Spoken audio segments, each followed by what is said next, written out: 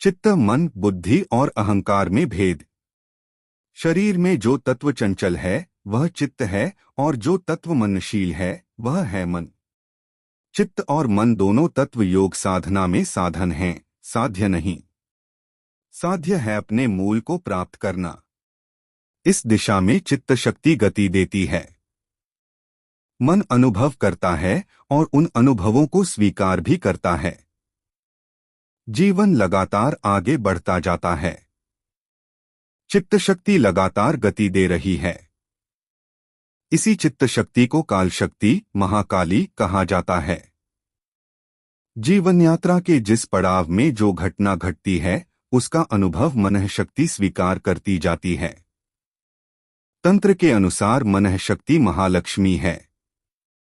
उस अनुभव से मनुष्य को जो ज्ञान प्राप्त होता है वह तंत्र की ज्ञान शक्ति महासरस्वती है। चित्त चंचल है। उसका गहरा संबंध मन से है। इसी संबंध के कारण मन भी चंचल है, अस्थिर है। लेकिन मन का स्वाभाविक गुण है मन करना। मन तभी चिंतन मनन करता है जब चित्त स्थिर हो जाता है। इसको ऐसे भी कह सकते हैं कि जब मन चिंतन मनन की ओर अग्रसर होता है तो चित्त स्वयं ही स्थिर हो जाता है। उस स्थिरता को चित्त की एकाग्रता नहीं समझ लेना चाहिए। एकाग्रता कुछ और ही है। पहले मन को स्थिर होना चाहिए और उसी के साथ चित्त को भी होना चाहिए स्थिर। दोनों की स्थिरता एक दूसरे पर आधारित है। चित्त और मन जब दोनों एक ही अवस्था को उपलब्ध होते हैं तो तब प्राण की गति धीरे धीरे मंद होने लग जाती है और मन भी स्वयं अपने आप में लीन होने लग जाता है। मन का अर्थ है मन चिंतन, विचार जो दिखलाई दे उसके साथ चिंतन की धारा को जोड़ देना। जैसे आप एक फूल को देखते हैं। जब तक देखते हैं तब तक आपके मन से फूल का संबंध नहीं है। लेकिन जैसे ही आप कहते हैं फूल बहुत सुंदर है, सुगंधमय है, उसी क्षण मन से फूल का संबंध जुड़ जाता है।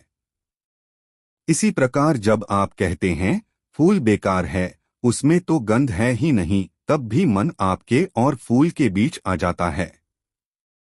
कहने का तात्पर्य यह है कि अच्छे और बुरे दोनों स्थितियों में मन की उपस्थिति अनिवार्य है, साथ ही उसकी क्रियाशीलता भी। आप मन के अधीन हो जाते हैं।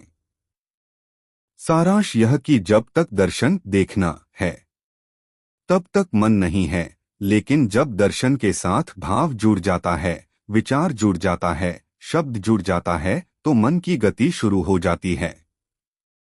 मन का मतलब है भाव, विचार, भावना।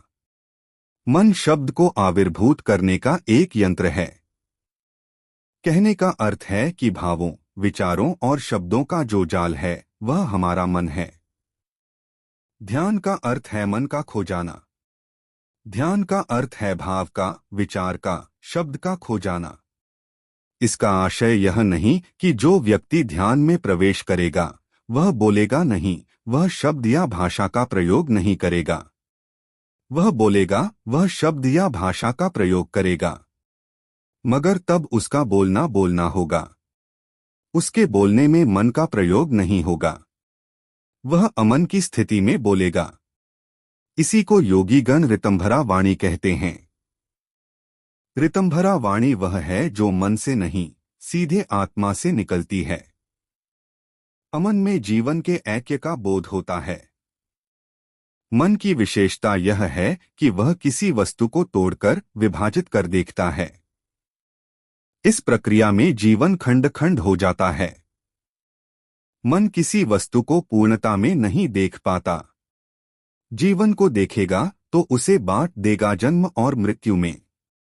मेरा मन जो कहेगा और आपका मन जो कहेगा, उसमें आपस में मेल हो, तारतम्य हो जरूरी नहीं। जब कोई व्यक्ति मन से कहे कि ईश्वर है तो उसका कहना असत्य है, क्योंकि मन की ईश्वर को देखने की क्षमता नहीं है।